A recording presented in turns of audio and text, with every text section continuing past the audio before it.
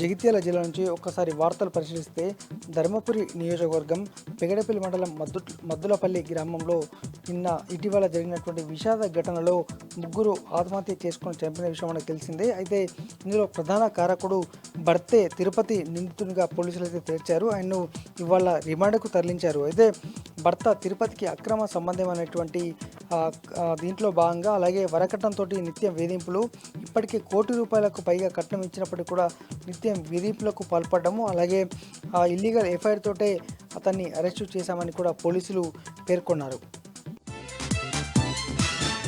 మరొక వార్త, ధర్మపురిలోని మగ్గిడి గ్రామంలో పోలీసులు తనిఖీలు చేస్తుండగా ఇద్దరు వ్యక్తులు పట్టుబడ్డారు. యువకులు వాళ్ళంతా కూడా గంజాయి సేవిస్తూ గంజాయి సరఫరా చేస్తూ పట్టుబడ్డారు. వారి వద్ద నుంచి దాదాపు 850 గ్రాములకు పైగా గంజాయిని అయితే పోలీసులు స్వాధీనం చేసుకున్నారు.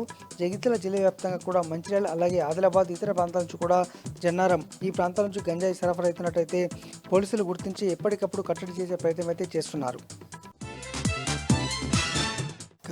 మరొక ప్రధాన వార్త, జగిత్యాల జిల్లా కేంద్రంలో నడిబొడ్డున ఉన్నటువంటి టాకా సింధిలో సెల్ టవర్ నిర్మాణం ఆపాలంటూ ఈ స్థానికులంతా కూడా ఆందోళన నిర్వహించారు. ఎందుకంటే ఈ ప్రాంతంలో ఎవరికీ తెలియకుండానే అప్పటికప్పుడు పర్మిషన్లు ఇవ్వడము ఏ రకంగా జరుగుతోంది, తమ సెల్ టవర్ నిర్మాణం తక్షణమే ఆపాలంటూ కూడా స్థానికులంతా కూడా అభ్యంతరం వ్యక్తం చేయడంతో అప్పటికప్పుడే సంబంధించినటువంటి వ్యక్తులు వెళ్ళిపోవడం జరిగింది. మొత్తానికి సెల్ టవర్ నిర్మాణం చేపడితే మాత్రం ఖచ్చితంగా సివియర్గా మేమంతా కూడా ఆందోళన నిర్వహిస్తామని ఈ సందర్భంగా చెప్పడంతో సంబంధిత నిర్వాహకులైతే వెళ్ళిపోవడం జరిగింది.